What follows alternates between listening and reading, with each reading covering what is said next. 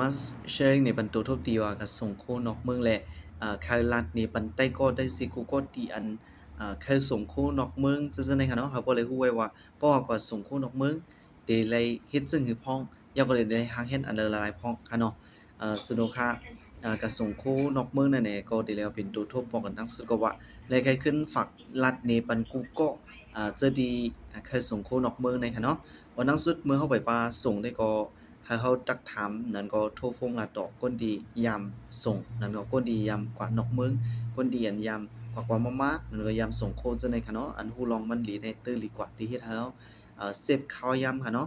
เราได้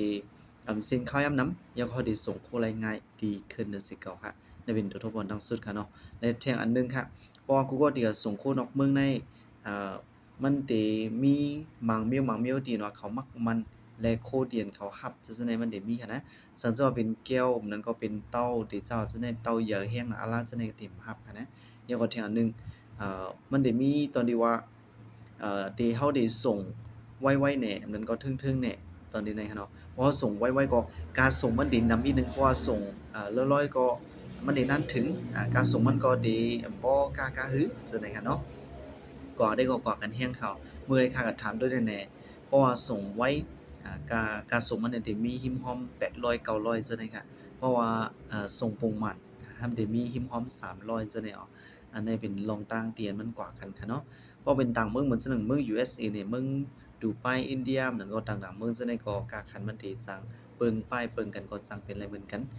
นะคะเนาะยังบ่จั่งนั้นแหละพอเราใครส่งเมืองแล้วใครส่งโคอันแล้วใครส่งโคจึงฮื้อเนี่ยเราต้องถามด้วยคนที่เห็นตัวทุกบนตั้งในดีเตอร์ดีกว่าค่ะเนาะยกก็ได้เลยเสิร์ฟว่า form ค่ะเราได้เตรียมform เอ่อform เตียนเราเอามาที่เป็นกาคันคูนั้นก็น้ำหนักคูที่จากว่าจั่งนั้นเนี่ยเราได้ใส่ค่ะนะเพราะว่าเราเตรียมจั่งใดโอเคเอาหมดแล้วก็เราก็ขึ้นจัดส่งแล้วค่ะหยับได้ก็มีหยับค่ะนะเราได้เลยมีดีลภายหลังเราแฮแล้วก็ดีลที่ดังภายหลังเมืองปุ่นแฮแล้วก็คูที่จากจั่งใดเราก็เตรียมอิดออดก่อนแล้วค่ะเนาะจำเป็นต้องเลยโรงเรียน อังกฤษหมดค่ะก็มี Google นั้นก็มีตัวเลยมีเอไอที่มาปิ่นปันภาษาและง่ายจะง่ายลงจะได้เดะค่ะตอนนั้นที่จะส่งโคดจังได๋ค่ะเนาะก้อยก็เคยฝากใน Google ว่าครูในโคดีเป็นที่ค้าขายไว้และโครงการ Success Mode นั่นแหละที่เรียกว่าคึกตอนติดๆค่ะเพราะว่าเราใครจะส่งจั่งใดเราแค่เฮ็ดดี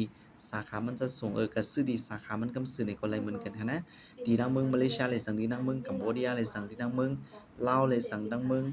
Singapore ฮะเนาะแล้วก็ดังเมืองMalaysia มันก็ต่างๆเมืองที่เจ้าว่าจั่งใดก็ซื้อหลายดีสาขามันหลายกำซื้อเขาย้อนว่าจั่งนั้นแหน่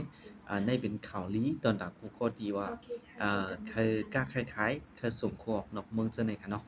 เอามาได้เป็นส่งเมื่อดัง USA หรือดูไบหรือก็ยอค่ะจะส่งเลยกูดีค่ะเนาะยินดีครับตอนกูก็ขาดเรียนว่าเคยกล้าขายๆเคยเฮ็ดกันไปบักมีที่ศาสนายินดีครับตอนกูก็ข้ามบ่ส่งค่ะ